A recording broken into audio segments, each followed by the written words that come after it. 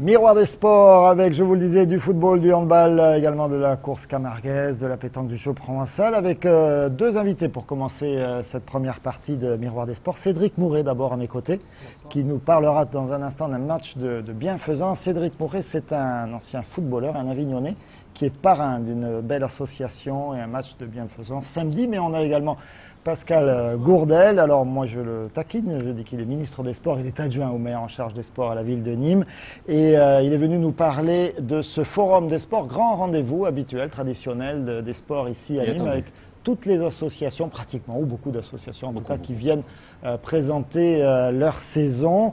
On reviendra sur cette édition 2009 dans un instant, mais pour comprendre ce que c'est que le Forum des sports, pour ceux qui ne connaissent pas encore, je vous propose de revivre la version 2008, c'est avec Olivier Bichel.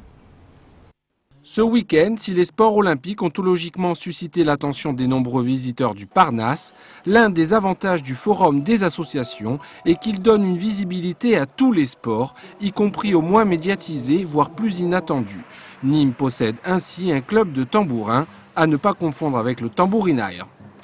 Exactement, mais c'est un jeu de balle qui se joue sur un terrain de 80 mètres de long, sur 20 mètres de large. Vous avez 2 joueurs de fond, un joueur au tiers et 2 joueurs à la corde. Il se joue beaucoup dans l'Hérault, nous sommes le seul club du Gard. Mais on commence à avoir de plus en plus d'adhérents. Cet été, nous allons essayer de monter une deuxième équipe, d'avoir une équipe de salle aussi pour jouer en salle, parce que le tambourin se joue aussi l'hiver en salle.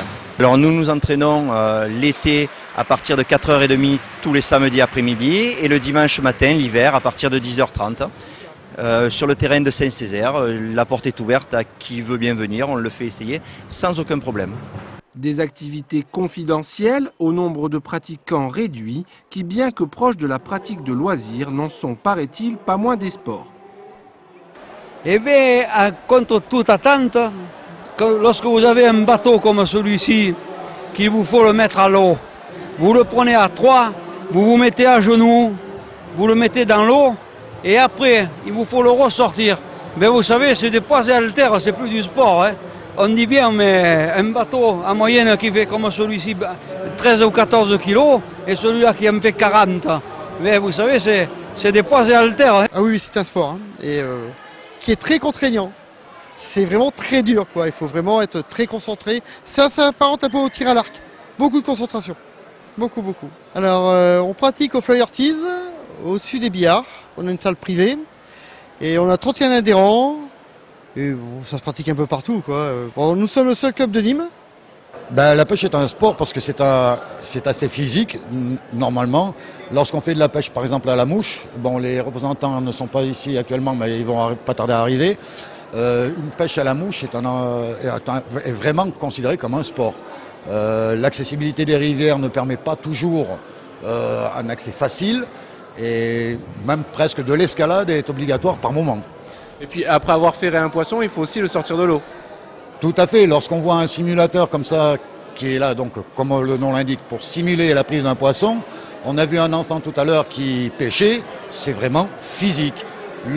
Ça peut durer jusqu'à 20-30 minutes suivant la prise, quoi.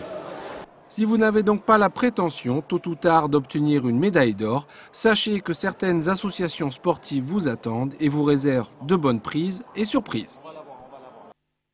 Voilà, ça rappelle de bons souvenirs, cette histoire de pêche à la mouche à Pascal Gourdel. Ils l'ont organisé finalement, ce championnat Non, c'était parti ailleurs, mais c'est vrai qu'en 2001, il y avait cette idée d'organiser un championnat de pêcheurs à la mouche au Parnasse. On me l'avait évoqué, ça m'avait un petit peu surpris, mais sachant que... Vous avez eu peur qu'on vous demande de noyer le Parnasse. Je me demandais si les handballeurs étaient prêts à devenir de super nageurs, puisqu'on aurait laissé le bassin pour les pêcheurs. Le commandant Cousteau, et voilà. en fait, non, pas du tout. Non, mais c'est du lancer de précision, en fait. Du lancer de précision. Alors, on va retrouver quoi cette année au Forum des sports ? Ce type de sport et puis tous les sports en général. Comme vous le disiez tout à l'heure, Pierre-Paul, sur la ville de Nîmes, il y a à peu près 350 associations répertoriées. Sur les 350, évidemment, il y a les loisirs et celles qui sont organisées en éducation, en compétition. Donc celles qui seront présentes, comme chaque année, d'abord l'espace ne le permet pas plus, on aura 123 associations présentes Les plus importantes, souvent, ne viennent pas. Je ne veux pas faire... Il y a un footballeur à côté de moi, Nîmes Olympique, pas n'a pas besoin. Mais toutes les associations, que ce soit l'USAM, le HBCN, le Rugby Club, après le croco-roller, presque toutes les disciplines sont représentées via tous les arts martiaux sont représentés sur les 123 et vous l'avez montré tout à l'heure, le modélisme. C'est l'occasion aussi de découvrir des disciplines tout à fait oui, originales, le tambourin. Et que l'on retrouve d'ailleurs voilà. tout le reste de l'année. Des nouveautés cette année au niveau de l'organisation ? Eh bien, c'est surtout dans la démonstration, c'est-à-dire qu'on essaie chaque année évidemment que les associations, le maximum d'associations soient présentes, puisque c'est le grand rendez-vous de la rentrée. C'est pour ça que nous le faisons le premier week-end de la rentrée scolaire, parce que c'est le moment où, que ce soit les nouveaux arrivants, les papas, les mamans, les enfants qui viennent faire leurs courses quelque part. C'est là qu'on décide si le petit va faire rugby ou judo, quoi. Oui, judo ou les échecs. Je rappelle que les échecs sont bien représentés. On vient de terminer le championnat de France d'échecs. Ils attendent un fort engouement suite à ce championnat de France. Donc on vient à ce moment-là. Donc c'est plutôt dans la démonstration. Cette année, la ville de Nîmes, nous avons mis en place sur le week-end tout un circuit de BMX avec éducateurs et près de vélo, où les enfants et ados pourront se tester sur une piste de BMX. Mais après, nous avons tous les clubs qui nous font des démonstrations, que ce soit arts martiaux, croco-roller, le tambourin, le tir à l'arc, le volley, donc le badminton. Toutes seront présentes pour à la fois donner le goût, initier, donner le goût, et puis aller séduire pour que les enfants, ou même, je dis les enfants, mais n'oublions pas que nos amis, entre guillemets, seniors, sont de plus en plus demandeurs. Et pour tous les âges, de toute tous les façon. âges, tous les âges, voilà. Voilà, donc beaucoup d'associations sportives en démonstration ce week-end. Ça dure le samedi et le dimanche. Samedi et dimanche, avec l'inauguration par Monsieur le Sénateur Maire qui se fera samedi à 17h. Alors nous avons, vous savez, chaque année nous cherchons des parrains. Donc cette année, les parrains ont été relativement faciles à trouver parce que la saison sportive 2008-2009 a été riche en émotions, mais riche en résultats également. Donc nous avons ce que nous connaissons, que ce soit le football, Nîmes Olympique qui nous a fait vibrer jusqu'au bout. Nous avons eu l'USAM dans un autre registre qui nous a fait vibrer, mais qui sont restés. Le HBCN, n'oublions pas, vainqueur. Mais nous avons toutes ces disciplines qui ont eu des titres de champions. Donc ça, je vais les oublier forcément, mais nous avons le croco-roller qui est quand même passé de National 2 à National 1. Nous avons les Centurions football américain qui sont montés en élite. Nous avons les jeunes de l'USAM à moins de 18 ans qui sont champions de France. Nous avons, il ne pourra pas être là parce qu'il fait partie de la sélection, mais Patrick Thom qui est devenu champion de France junior de descente.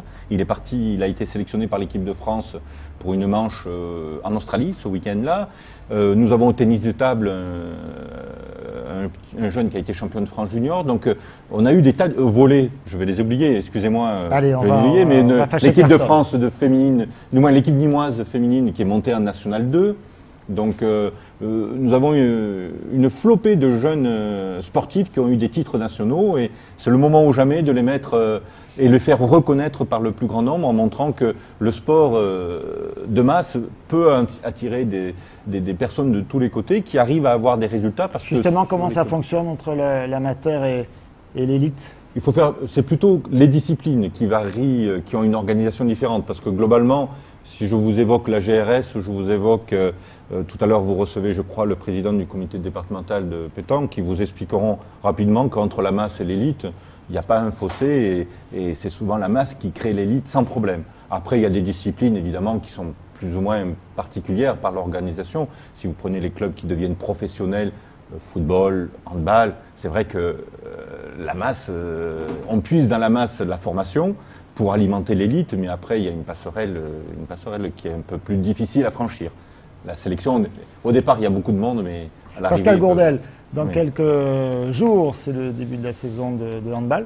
Oui. On va en parler, puisque tout à l'heure vous rejoignez le HBCN pour la grande présentation de l'équipe ce soir aux partenaires. On aura l'occasion d'y aller également, mais nous on a ce direct. Je vous propose de découvrir l'USAM, l'équipe de l'USAM. Je ne sais pas si vous les avez encore vus cette année. J'ai vu leur match amicaux. Voilà, avec Laurent Puisségur, nouvel entraîneur, et puis ce feuilleton de la rétrogradation qui finalement n'a pas eu lieu. Il a fallu de la ténacité au président Vernier et à toute son équipe. Vous vous rappelez, je vous l'avais dit. Vous nous l'avez dit, vous étiez confiant sur, voilà, mais ça n'a pas été facile, Hein. La Ligue s'est beaucoup battue pour que l'USAM aille en Ligue 2. Et puis finalement, le Comité national olympique en a décidé autrement et c'est tant mieux. Le premier match, ce sera le 12 septembre face à Cesson. Cesson, c'est le champion de Division 2. Voilà, on sait qu'il faut se méfier des accédants. C'est un sujet de Nicolas Pinchino et un montage de Frédéric Siller. Depuis leur retour au gymnase Le Parnasse, voilà maintenant quelques semaines, l'équipe de l'USAM intensifie la cadence de leur entraînement.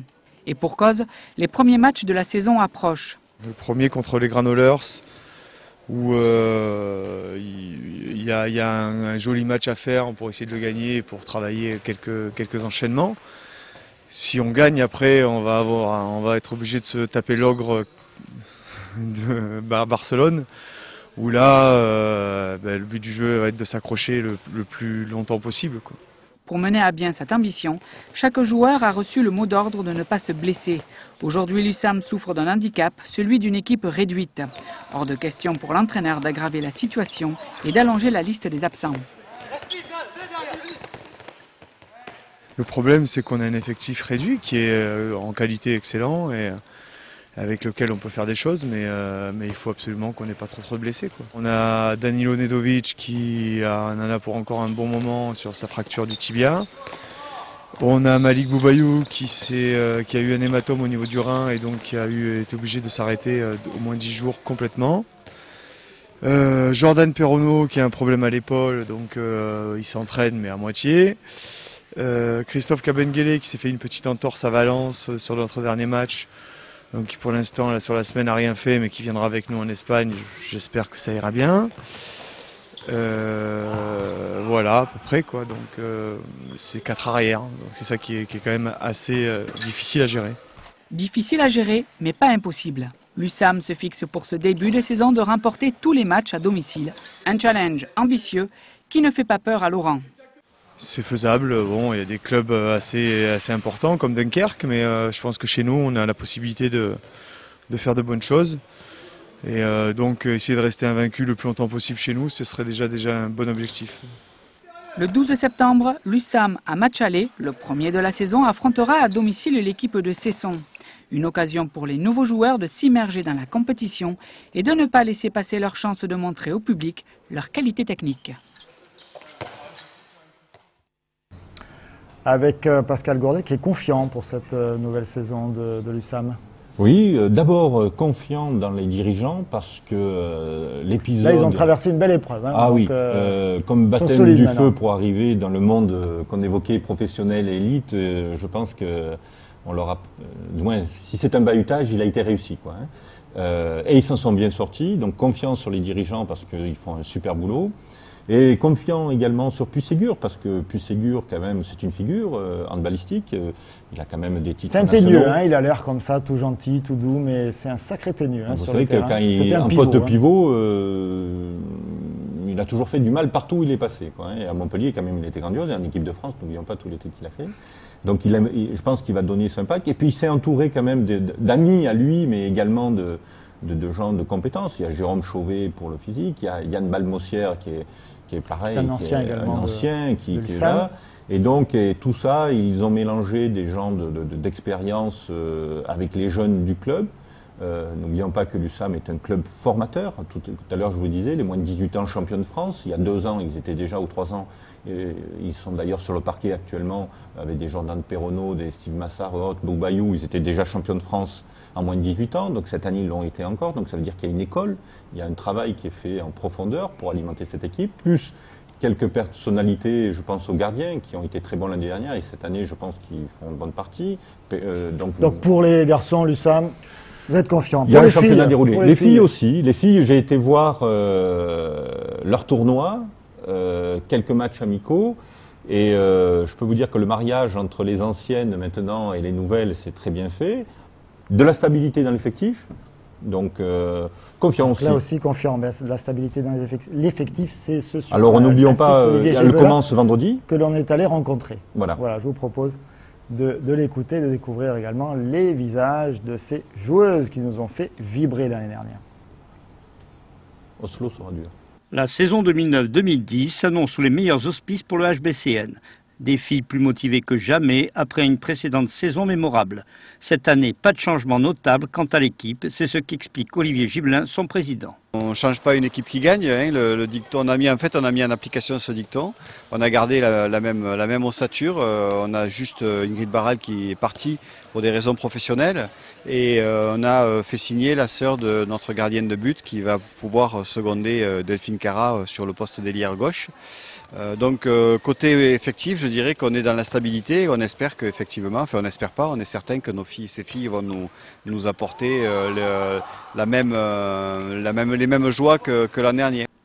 Affronter le championnat, c'est l'objectif du HBCN qui se prépare dans le calme et la sérénité. Je pense qu'on n'a pas l'intention de changer non plus notre façon d'aborder la compétition. On travaille sur la formation depuis quelques années. Notre objectif, c'est d'amener nos jeunes au plus haut niveau possible.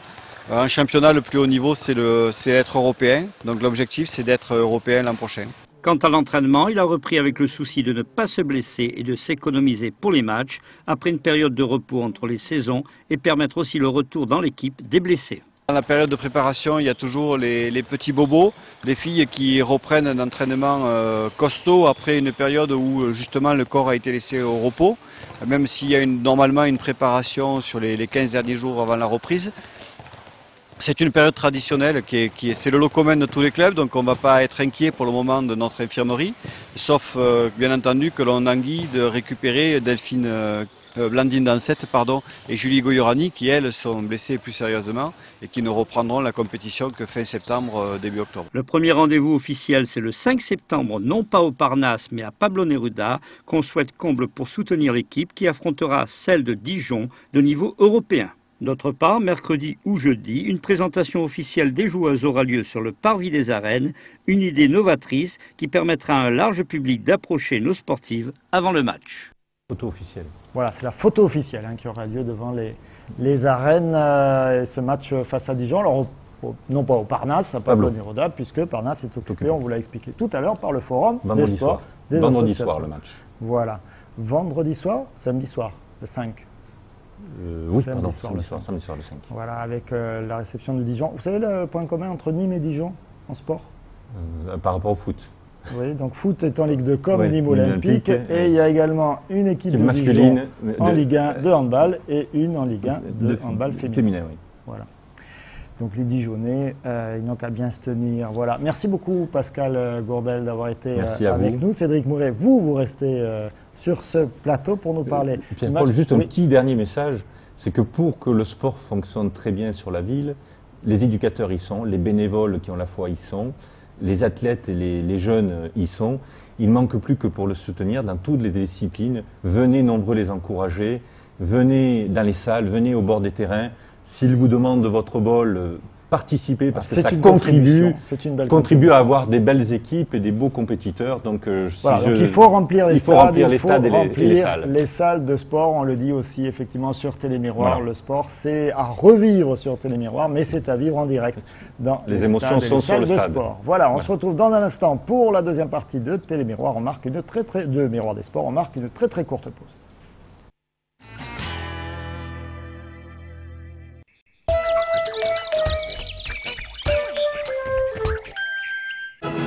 Kinépolis et de Metropolitan Opera présentent l'opéra au cinéma.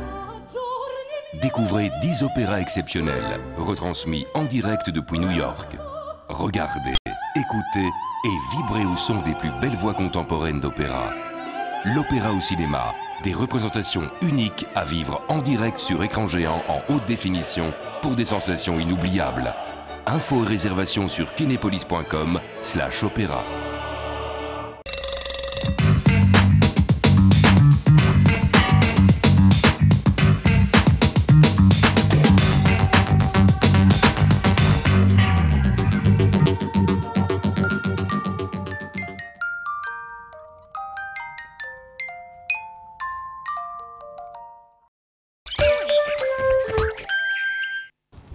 Miroir des sports, deuxième partie, nous a rejoint sur ce plateau Patrick Mallet. Bonsoir Patrick, ça va? Pierre-Paul, bien bonsoir. Allez, son air espiègle toujours, gros plan sur Patrick Mallet. Il est content, il va parler de course camarguaise. Il est content, il est ravi. Voilà, et Cédric Mouret qui est également resté bien sûr avec nous. Cédric, pour nous parler de ce match de bienfaisance qui se déroulera samedi en fin d'après-midi, 18h30. Voilà, vous nous dites un mot de cette belle initiative, de cette belle association que vous parrainez, l'association ARTC pour. Voilà, tout à fait, c'est sur les tumeurs cérébrales. En fait, donc c'est avec mon ami Gilles Gorsk et sa femme qui ont mis en place ce match par rapport à cette association. Donc en fait, ils m'ont demandé, étant donné que maintenant je joue avec les anciens de l'OM, de monter une équipe au profit de cette association. C'est une association et un malade jeune d'ici, de Bouillargues, qui est décédé au début de l'été, c'est ça? Voilà, oui, tout à fait. Au début. Et donc Mathieu Charrier, et il s'agit également de lui rendre hommage, voilà, de contribuer à aider cette association. Ouais, tout à fait. Alors Cédric Mouret, qui sera dans l'équipe de l'OM Star Club face à l'ACR L'Avignon? Bon, on peut avancer quelques noms déjà. Il y aura Manu Amoros, qu'on connaît très bien quand même, qui est le président et entraîneur de l'OM Star Club. Il y aura Bernard Pardo, Patrick Blondeau, Sébastien Pérez, il va y avoir aussi Philippe Thiss, Marc Libra, Frédéric Mérieux. Voilà, après il y a quelques noms qu'on ne sait pas encore, mais déjà il y aura du beau spectacle sur la pelouse. Et en face, du côté d'Arles-Avignon, vous savez qui sera présent? A priori, ça serait des jeunes un petit peu d'Arles, de l'équipe réserve, quelques pros qui joueront un tout petit peu et les anciennes de Arles. Et peut-être 2-3 anciens stéphanois aussi.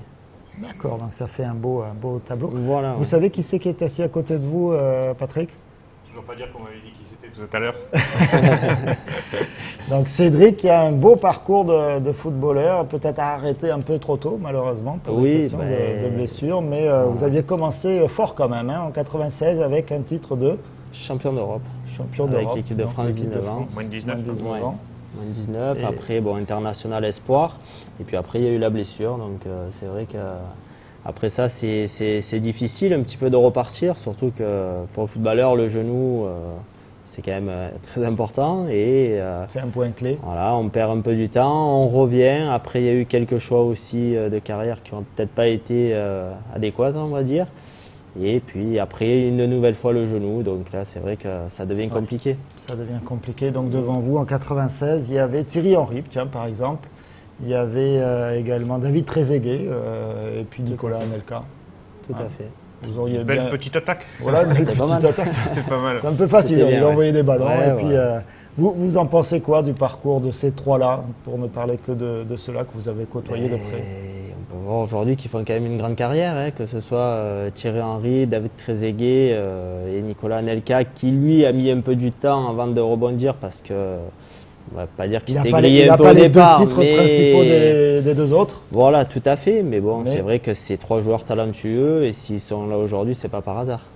Ils ont tous les trois gagné la Ligue des Champions d'ailleurs. Oui, Nicolas Anelka avait le Real, deux qui sont Thierry Henry l'année dernière, il n'avait jamais gagné. Et Trezeguet avec la Juve, non? Il avait je ne sais pas s'il avait gagné, je ne sais pas. Allez, on révisera les statistiques. Voilà. Cédric, merci beaucoup d'avoir été avec nous, mais restez parce qu'on va parler un petit peu football. La saison a repris, on en sait quelque chose bien sûr ici à Nîmes Olympique, et puis à Arles, et puis à Avignon, avec cette fusion, ce rapprochement des deux clubs d'Arles et Avignon. Moi, je vous propose de voir ce qui s'est passé hier soir. C'était au stade des Costières. Ça s'est plutôt joué en deuxième mi-temps, et la deuxième mi-temps, elle a bien démarré, et puis elle a plutôt un peu moins bien continué. Voilà, résumé en images avec Nicolas Fabre à la caméra, et puis également au commentaire Michel Rouzot. Au retour des vestiaires, Mandriki, très actif, se voyait d'abord refuser un but pour hors-jeu à la 49e minute, avant de trouver la faille à peine 60 secondes plus tard sur un centre de saut après un raté de Biancarani.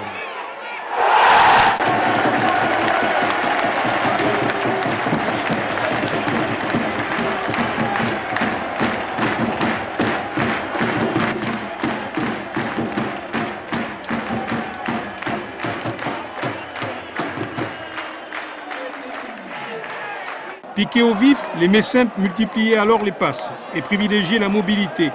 Mendy lançant Cissé en profondeur à la 58e minute pour l'égalisation.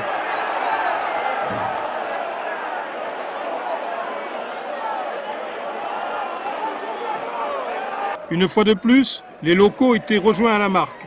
Mais contrairement au match contre Vannes, la suite de la rencontre ne leur était guère favorable, les visiteurs manquant de peu le chaos dans les dernières minutes. 1-1 donc, score final, et seulement 3 points au compteur des protégés de Jean-Michel Cavalli, qui se retrouve une nouvelle fois en fâcheuse posture au classement.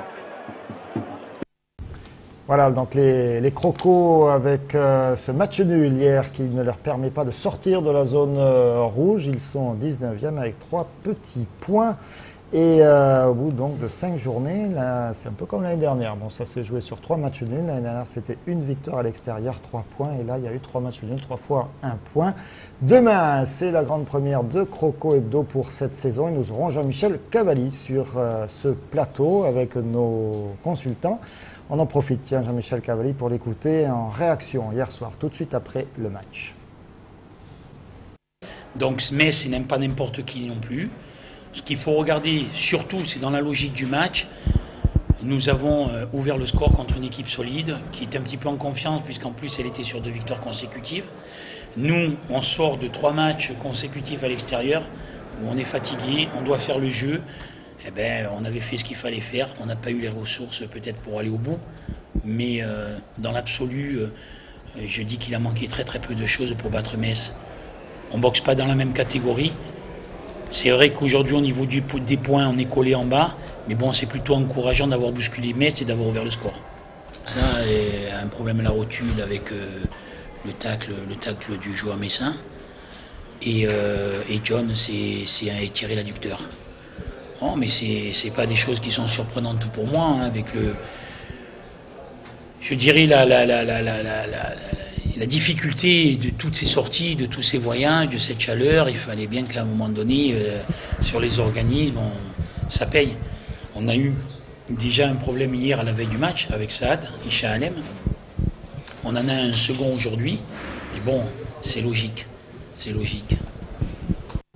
Voilà, on aura l'occasion de revenir longuement sur ce début de saison avec Jean-Michel Cavalli demain, donc je vous le disais dans Croco Hebdo. Et puis on remarquait ici sur ce plateau la qualité déplorable de la pelouse.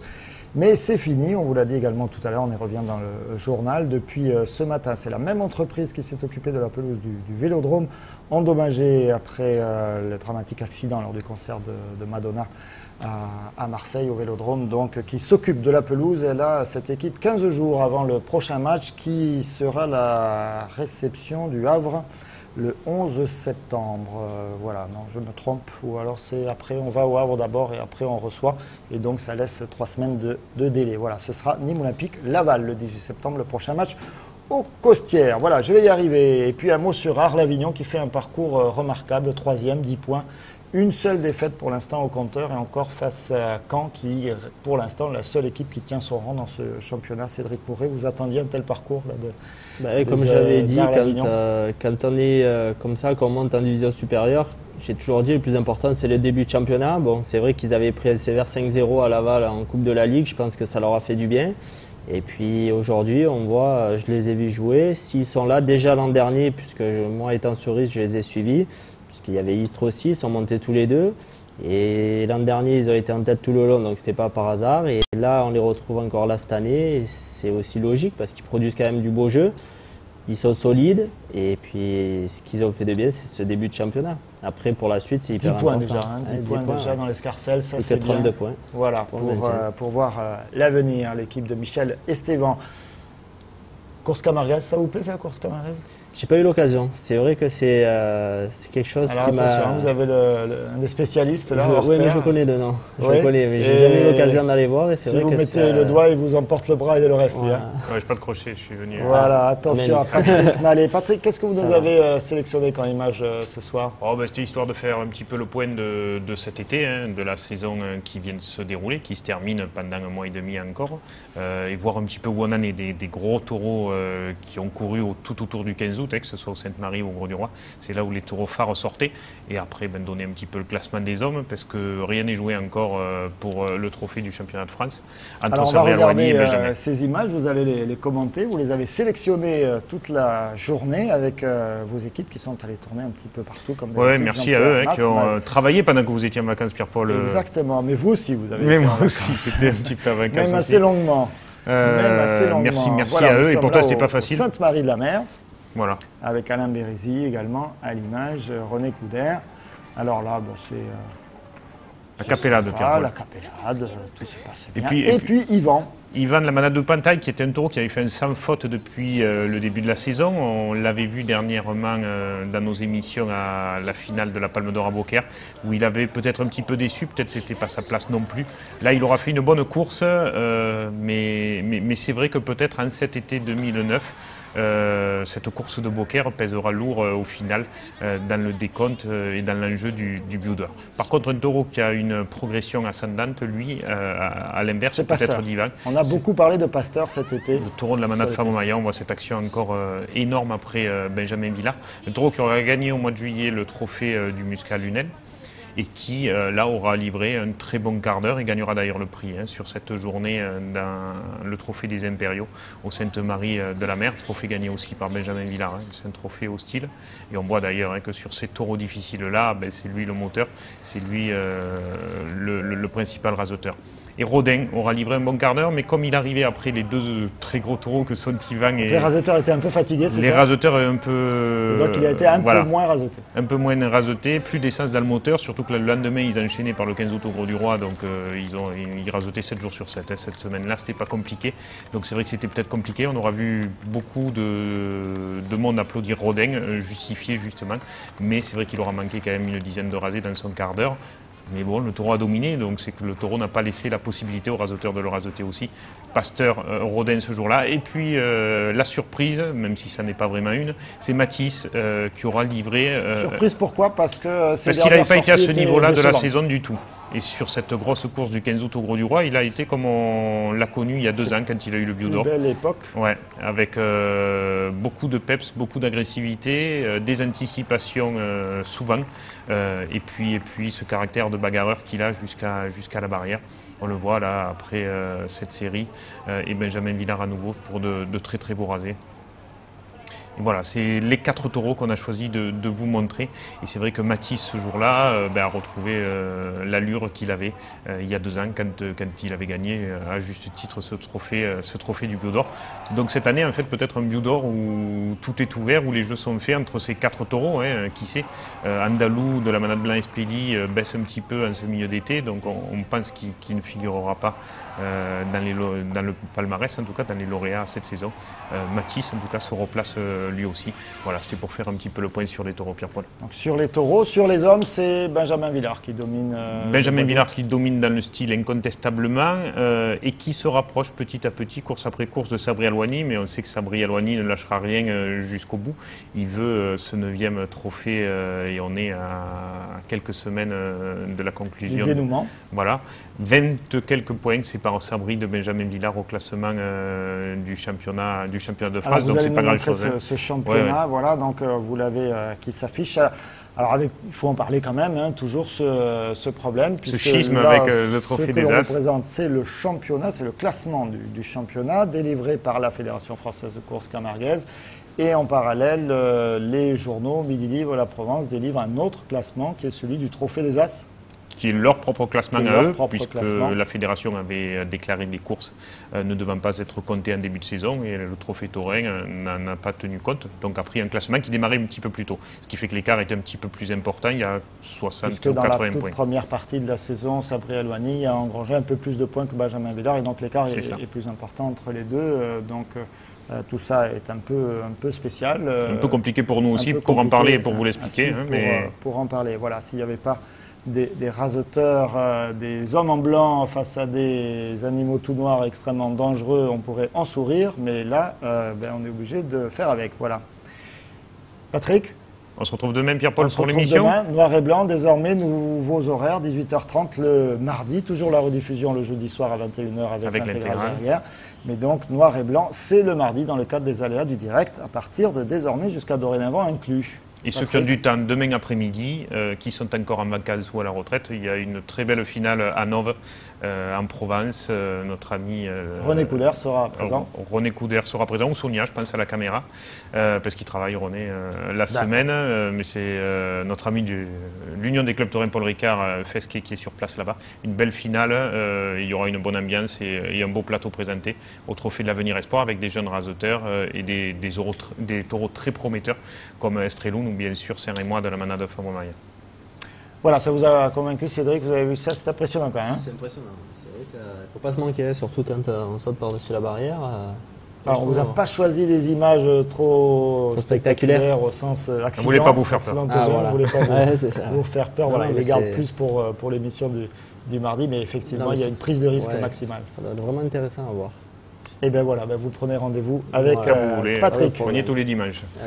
Merci à tous les deux. Troisième partie de Miroir des Sports. Dans un instant, on va parler jeu provençal et on va parler également pétanque. On va aller faire un tour du côté de Beaucaire où il y avait un très très bel événement ce week-end, un double événement même. A tout de suite.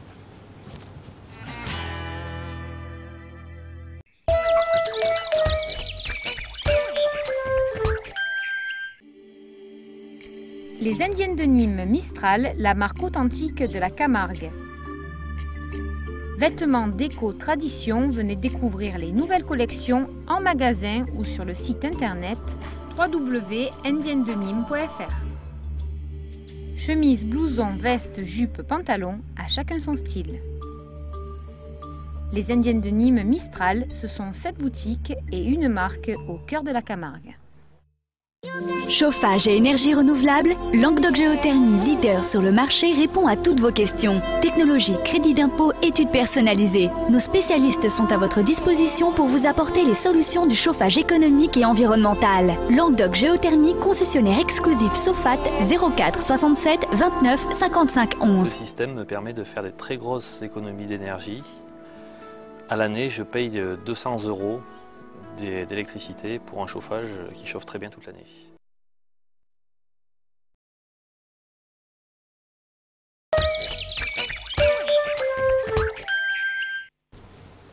Troisième, dernière partie de Miroir des Sports. Ce soir, impossible de ne pas évoquer la pétanque et le jeu provençal avec un très très bel événement qui s'est déroulé sur le champ de foire à Beaucaire et dans les arènes Paul Laurent à Beaucaire tout ce week-end à partir de vendredi jusqu'à dimanche.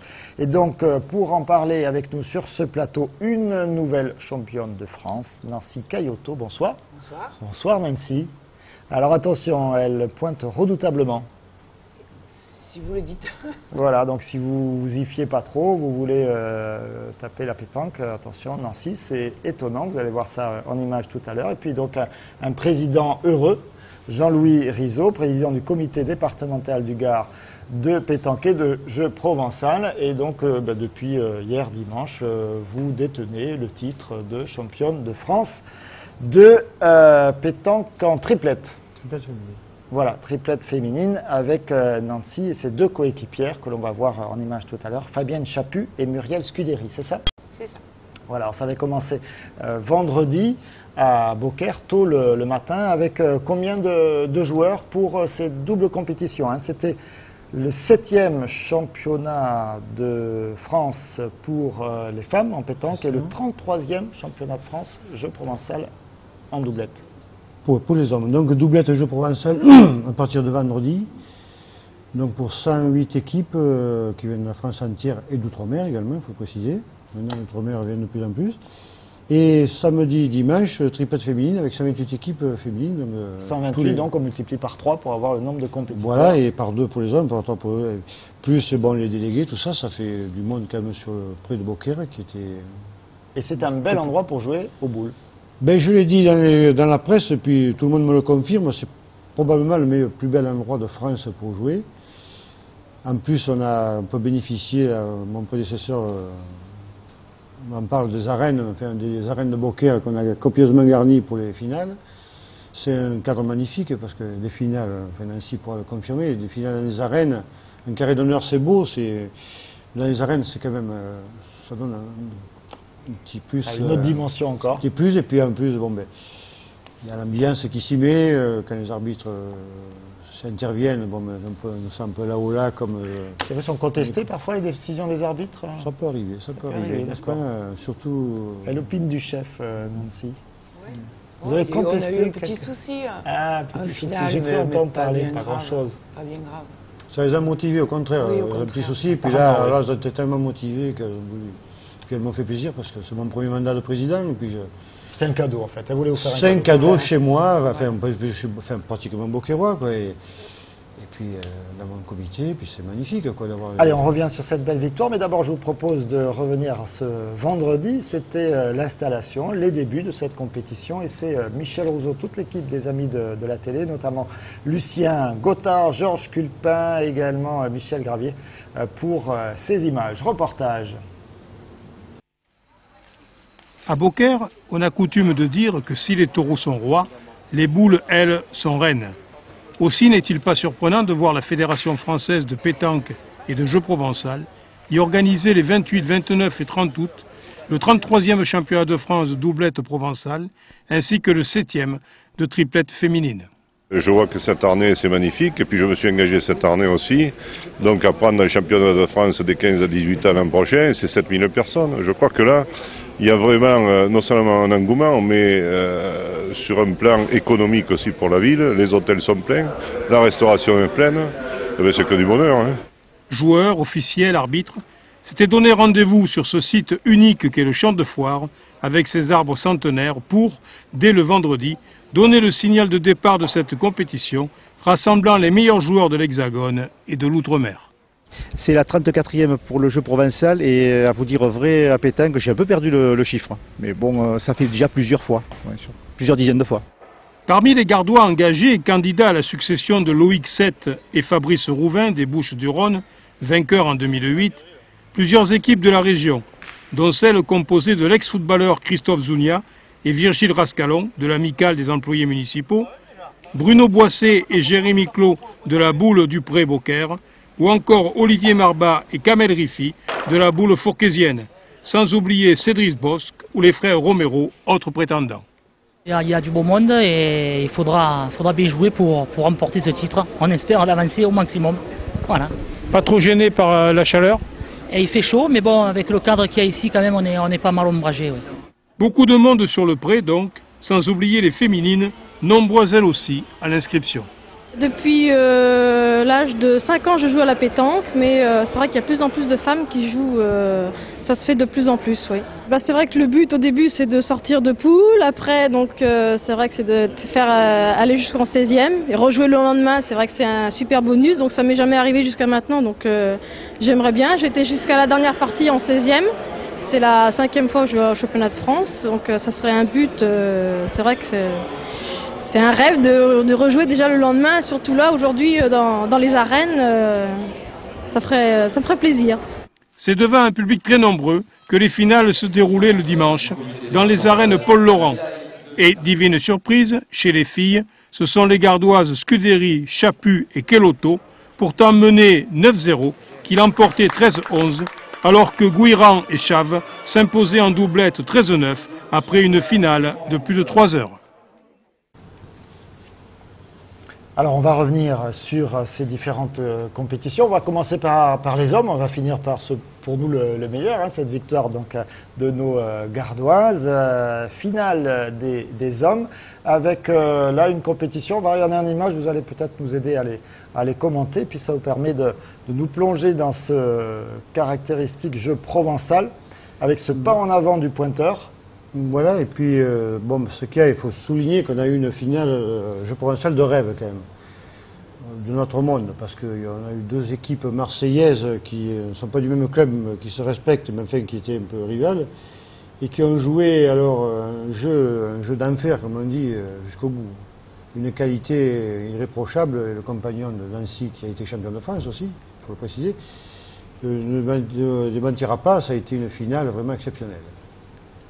Qui a été très serré jusqu'au bout. C'est un jeu qui est impressionnant puisque ces hommes font plusieurs pas, 3, 4, 5 mètres avant de lancer avec une voilà, précision. Il faut tirer 3 pas et puis une boule à 19 mètres, une boule de pétanque à 19 mètres, il faut vraiment, sont vraiment des artistes. Je le reconnais, moi je joue à la pétanque, mais je ne suis pas à leur niveau. Ils sont vraiment des artistes pour arriver même à pointer si près et puis surtout à tirer à cette distance, c'est phénoménal, quoi. Et avec la régularité qu'ils ont et le résultat qu'ils ont. Et donc là, on voit la remise des prix avec ces doublettes. On s'est comporté comment, nous autres Gardois, sur ce championnat de France-là? Nous avions 3 équipes de qualité. Une qui a perdu un peu plus tôt. La seconde, avec Christophe Zounia et Cédric Broche, je pensais qu'ils pourraient aller un peu plus loin, mais ils ont chuté, ça peut arriver, parce qu'à la bourre, rien n'est fait. Dans les arènes, nous avions donc en demi-finale une équipe que tout le monde voyait comme favorite, c'est-à-dire Frédéric Sivenard et comment s'appelle qui était avec Cédric. Cédric Bosque. Et Cédric Bosque, Cédric, en plus un copain, quoi. Mais alors on les voyait tellement bien que parce qu'ils avaient gagné vraiment bien, mais je sais pas, ils n'ont pas réussi à rentrer dans le jeu. Puis à ce niveau-là, quand on arrive dans les 4 dernières, ça passe pas. Et des fois ça passe pas. Et donc ces 2 vainqueurs là, c'est quand même de beaux vainqueurs. Il y en a un oui, qui sont de beaux vainqueurs. 65 ans. Les 4 finalistes sont de beaux joueurs, beaux vainqueurs. C'est remarquable également pour de Marseille, qui a 69 ans, prend son premier titre, c'est remarquable. C'est vraiment une belle finale. Il faut de la constance en sport comme ailleurs. Voilà. On écoute d'ailleurs les 2 vainqueurs au micro de Michel Gravy. Une finale qui a été très disputée, il n'y avait pas beaucoup de suspense, on savait que ça serait PACA qui serait champion. Oui, d'accord, mais enfin, chacun veut gagner, hein, que ce soit les uns ou les autres, tout le monde veut gagner. Le champion de France, c'est pas tous les jours que ça arrive. Ça nous fait très plaisir, d'autant plus que l'année passée, c'était une équipe de chez nous, aussi de notre société, la boule diplomate de Saint-Vittoré, qui a été champion de France. Et cette année, c'est nous, nous sommes ravis de continuer sur la lancée, quoi. Ouais, c'est le premier et j'espère que ce sera encore. Je suis super content. Vous allez le défendre on va essayer, mais bon. Oui, on va essayer, mais bon. On ira le défendre l'année prochaine à Mouansartou, à côté de Grasse, dans les Alpes-Maritimes.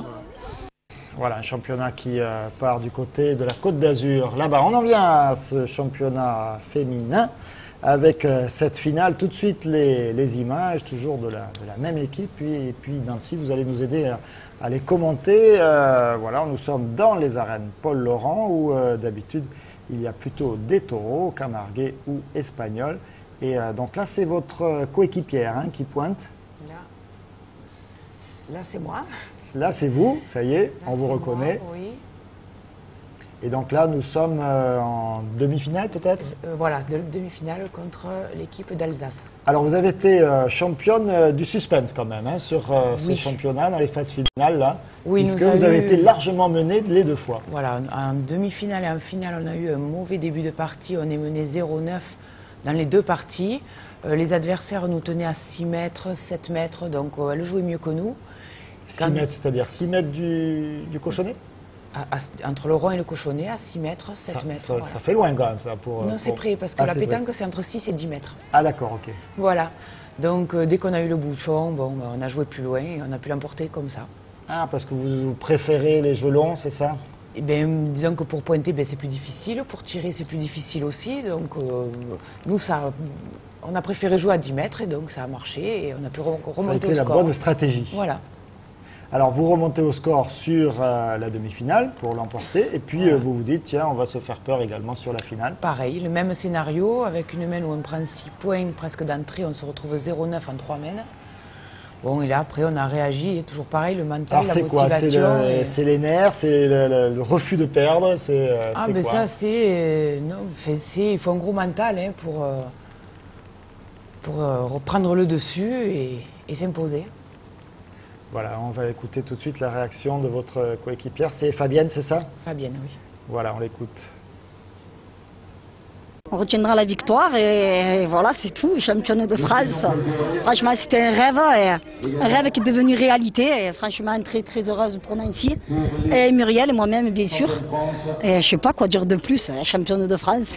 Donc on va essayer de rééditer cette performance que j'espère, voilà.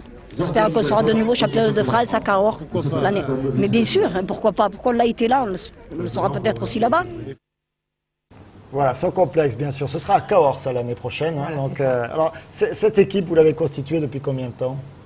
Là, ça fait la 2e année que nous jouons ensemble en triplette. Moi, avec Muriel, ça fait déjà 5 ans que je joue avec elle en triplette. Bon, après Fabienne donc, est venue donc, depuis 2 ans. L'année dernière, nous avions été à Gruissant et nous avions perdu en sortie de poule. Donc, on avait assez rapidement le premier jour. Et cette année, donc, ça a été la consécration. Vous êtes allé au bout. Voilà. Et cette passion de la pétanque, des boules, ça vient de quoi? Ça vient de mes parents, quand on est venu habiter à Millau, qui ont pris la société du village. Bon, parce que la personne était âgée, donc ils ont pris le relais et ils m'ont fait connaître la pétanque. Et voilà. Vous avez démarré à quel âge? J'avais 14 ans. À 14 ans, et vous deviez mettre quelques belles années aux garçons, non? Non, pas forcément, non, pas à cet âge-là, non.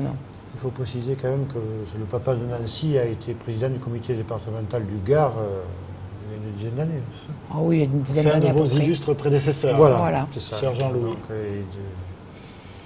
Donc ça fait d'autant plus plaisir. Puis en plus, bon, c'est la famille à pétanque, tout ça. Puis je vous dis, voilà, pour moi, c'est que du bonheur.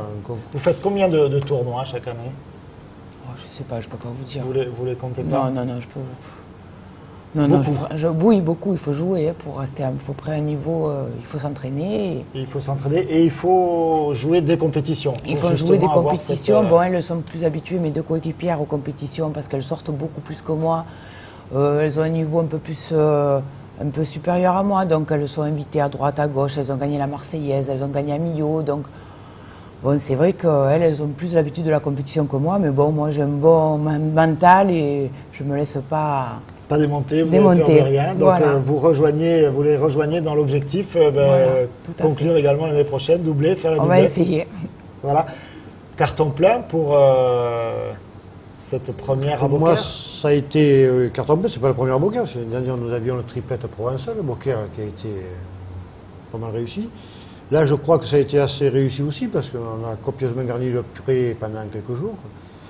Et puis le maire de Beaucaire qui est content de nous accueillir, qui a voulu... Il a annoncé tout à l'heure au micro... annoncé qu'il voulait prendre le triplette jeune l'année prochaine. Alors là, c'est monumental, ça donne à réfléchir quand même parce que c'est 3 championnats en un, un minime cadet junior. On sait de quel âge à quel âge? C'est de 11 ans à 18 ans.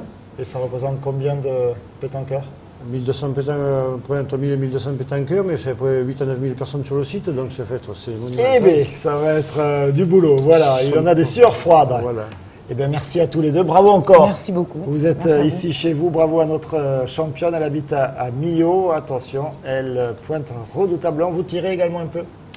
De temps en temps. À l'occasion, je préfère ne pas m'y frotter. Merci, cher président. Et puis à très bien sur ce plateau pour d'autres aventures.